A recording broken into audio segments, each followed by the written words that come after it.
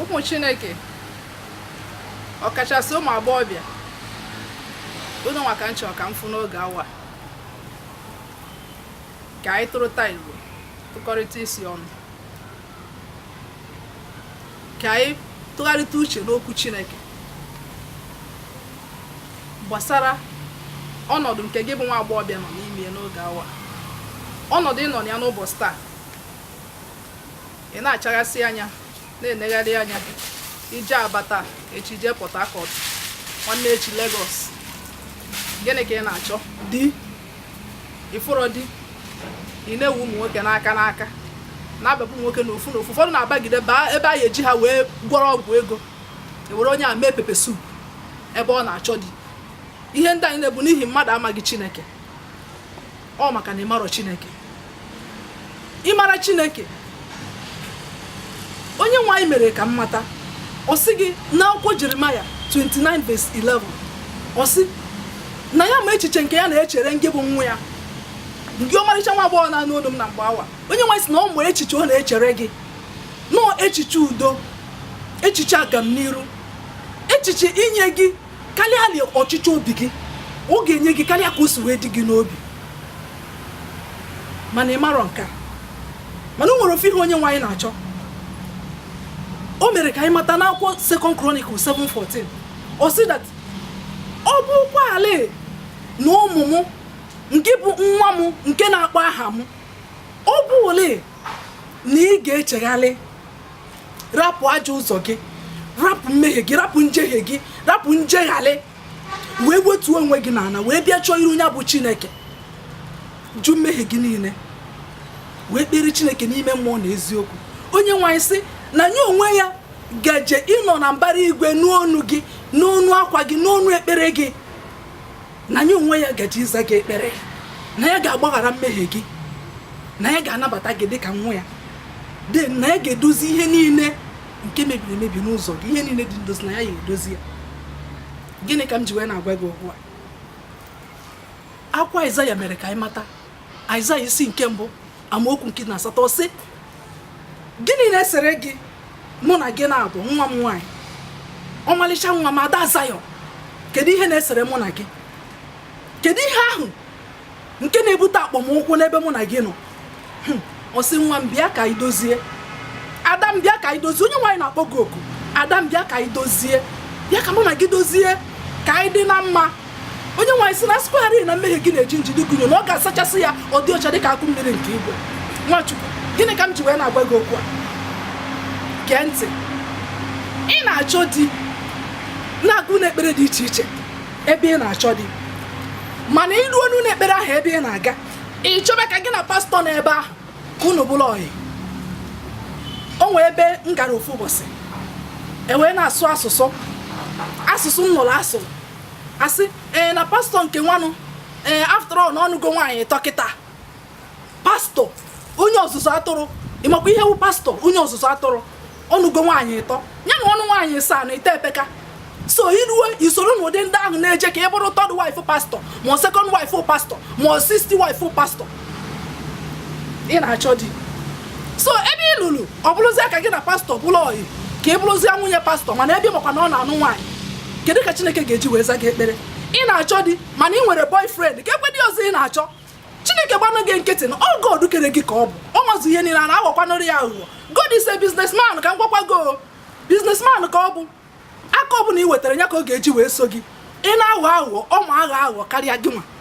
Ị nwee boyfriend, ị sị ya na ị chọrọ di, ị na-anụ di already. Ị na-anụ di already, ka ekwe dị ọzọ ị chọrọ ka onye gị. Nwachukwu, anya gị mepee ka ị mara okwu Chineke. After na akwụkwọ nsọ, I quote gị Romans 8 verse 1, I say that now there is no condemnation for those who are in Christ Jesus. But nwa Chineke, o nwere an underline statement dị ebe ahụ emere ka ị mata. Meghee akwụkwọ nsọ, weta King James version, weta Gideon's Bible, ka ị gụọ ya, ka ọ gwa gị na that underline statement kwuru sị, ọ sị, it is for only those who does not walk according to the flesh but according to the spirit. Naanị ndị na-adịghị ejiche dịka anụ arụ si wee chọọ, kama ha na-ejiche dịka mmụọ nsọ si wee chọọ. Ọhụma bụ ndị enweghị condemnation because na ha nọ n'ime Chineke. So o nwere ka ị ga-esi wee nwee di, debe dị n'akụkụ, jekwasị Chukwu na ị na-achọ di. Ọ ma na ị nwee dinu, nwa Chineke ka ihe nchọ ịgwa gị ọmalịcha nwa agbọghọ asa ada Zion nna ịmaka ahụ ị na-enyokwado onwe gị na miro ị na-enyikwa onwe gị na-enyo ịmaka obi n'igwe kegburu gị mma kama na ihe ọ chọrọ n'aka gị ọ chọrọ ka ife ya n'ime mmụọ na eziokwu ọ God of holiness and righteousness ka ọ bụ so onye ọbụla ga-efe ya ga-efere ya n'ime mmụọ na eziokwu cheta na Jesus Christ gwara nwaanyị Samaria n'akụkụ well o wee say that time is coming and this is the time when those who worship God will worship him in spirit and in truth and this is the time.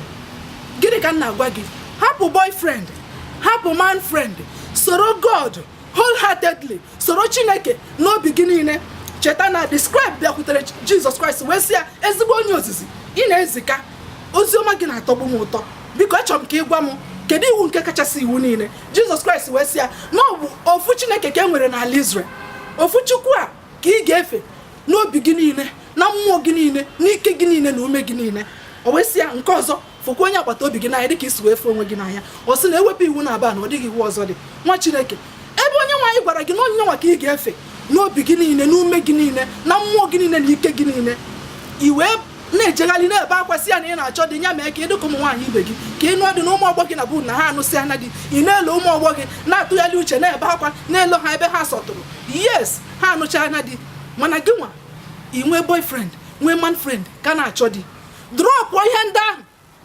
guzoro Chineke kpebie n'ime mmụọ gị na eziokwu gị nọ Chineke ka ị ga-asa abụ n'Chukwu gị ga-efe ofufe ka mụ bụ Ngozi ka Nweke evangelist dịka m na-agwa gị n'ụbọchị nke taata ikwetara anya ya mee ife a ngwa gị chetakwa na akwụkwọ nsọ oge nwaanyị na nwere di gakwuru Elisha nwabanye Elijah wee sị ya na onye di ya ji ụgwọ di ya nwụrụ anwụ ji ụgwọ na ọ bịara ka ọ kpọrọ ụmụ ya na-atọ hei ọ na-ebe oge Elisha sịrị ya kedu ihe nwere n'ụlọ gosi na ọ bụ otu iko mmanụ ka o nwere Elisha wee sị ngwa na gakwuru ndị agbata obi gị butesia drum na be ha ma basin na ọbụla ị nwere ike buru ebe a n'ime ụlọ kpọchie ụzọ gị gị na ụmụ gị niile nọdụ ebe a buru otu iko mmanụ a gbanye ebe n'ihe na-adị n'ụlọ gị na ịgafe ebube nke Chineke akwụkwọ nsọ mere ka mmata ọ sị na ihe mere okwu a ji wee dịre bụ na nwaanyị ahụ narụrụ mee ihe Elisha gwara ya ngwa ngwa o mere ihe onye amụma gwara ya okwu ahụ wee dị ire n'isi nwaanyị ahụ obi n'igwe gbadata were ọnọdụ ihe niile gbajusie mana mmanụ ahụ agwụghị agwụ gịnị ka m na-agwa gị ọ bụ ime ihe onye amụma gwara gị nwa Chineke ifu ogwe aka dị ike nke Chineke n'ime ndụ gị ya mere ọmarịcha nwa agbọghọ Ada Chukwu hapụ boyfriend hapụ man friend onwe ihe ha ga-efe echi gị ha agaghị anụ gị guzoro Chineke fee ya ofe n'ime mmụọ na eziokwu gwazie Chineke ihe ị chọrọ bịa na ị chọrọ dị nke aka gị ọ ga-eji aka ya họrọ ọkpụkpụ si n'ọkpụkpụ gị wee nye gị onye obi gị na-anabọ ga-abụ ofu onye ga-enweta all your heart desires n'ebe ọ nọ onye nwe anyị abụrọ mmadụ ọ bụrụ ụmụazụ akwụkwọ nsọ si that God cannot be mocked because he is not a man it is what you sow that you will reap so anọzi na di na-achọ di rapịa guzoro onye nwe anyị onye na Chineke fee ya ofe n'ime mmụọ na eziokwu ka obi n'igwe mere onwe ya ha n'ime ndụ gị ka ịfụ na ihe ahụ nke siri ike n'anya gị si ike n'anya mmadụ na ọ dị mfe n'ebe Chineke nọ n'ihi na akwụkwọ nsọ mere ka mmata anyị jee n'akwụkwọ Matthew chapter 1 verse 36 or see that with man it is impossible but with God all things are possible. Nwachukwu ya ka nchọ ka ngwa gị believe in the word and the word will set you free from every bondage. Amen.